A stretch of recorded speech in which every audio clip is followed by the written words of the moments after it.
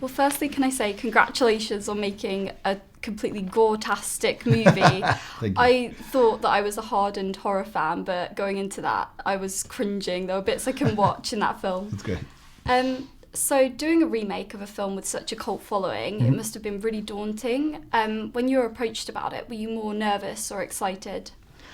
I think I was always excited about it. I never really thought about the whole, the pressure of maybe disappointed. The pressure was all based more on making a good film.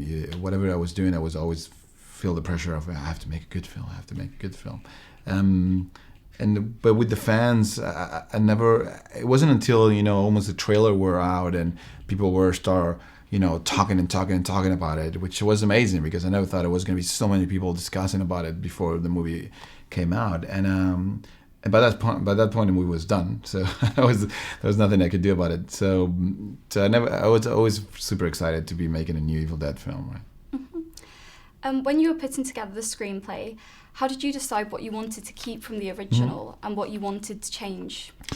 I think it's just a natural process. When you're writing a story, we wanted to create a new story, right? We didn't want to tell the story of 5 friends, just going to a cabin to have fun, and then something bad happened and the virgin survives. We didn't want to see that story again. So it was something that we thought was dated, and we had to create a new way to tell that story. So we came up with a new story for the characters, but we kept a lot of the classic elements from Evil Dead, and that makes for something very special, I think, because the first half feels like a completely real drama, with everything that's going on has nothing to do with the supernatural aspects of the film, and suddenly, close to the middle of the film, the character start walking into an Evil Dead film, which is like, and that transitions make for something very special, I guess. It's like real world is invaded by a Evil Dead movie, and that's why it's something.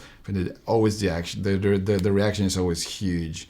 By the point where somebody jumps in somebody's face and starts throwing up, it's like, what? In somebody else's face, it was suddenly like you realize everything is going south, and it's crazy, right?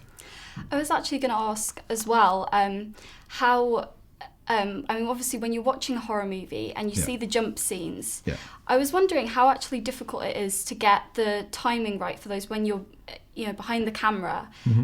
How much of that is done in editing and how much of it you can do and you can, be sure that when you've got the shot that it's actually terrifying. Well, I think there's a lot of the in the editing, definitely for the timing, and for the jumps itself. I mean, there's quite an art to the jump, and a lot of them have to do with sound, definitely. But we didn't want to, the movie has, there's a lot of great jumps in the movie, but I think they always deliver a scene afterwards, That's why I think ghost stories are so popular in the horror genre, because you can give a jump, but then you don't have to deliver a scene, because by the time the character turn around, the thing is gone, right? Because it's a ghost.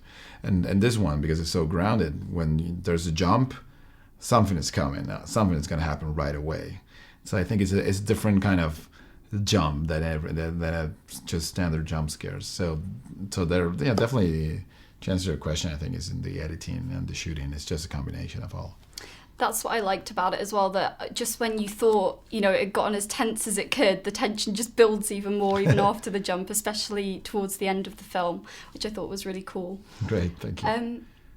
How did you approach the selection of actors, and did you already have someone in mind for the lead role when you were writing? No, we didn't have anybody in mind.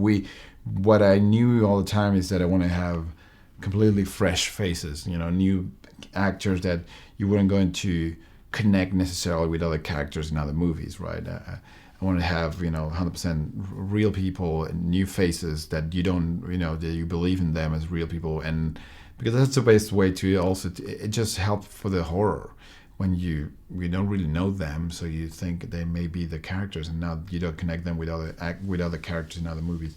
So that was very important to have new and fresh faces, and definitely, I mean, each one of them bring their own thing, and they were quite different. They were quite different with each other, and that was something very important for me. Also, have different people, right? Would you like to make more horror movies in the future, or are there any other genres particularly that you'd like to explore as well? Right now, I would love to go and do something closer to Panic Attack, the short that I did before this.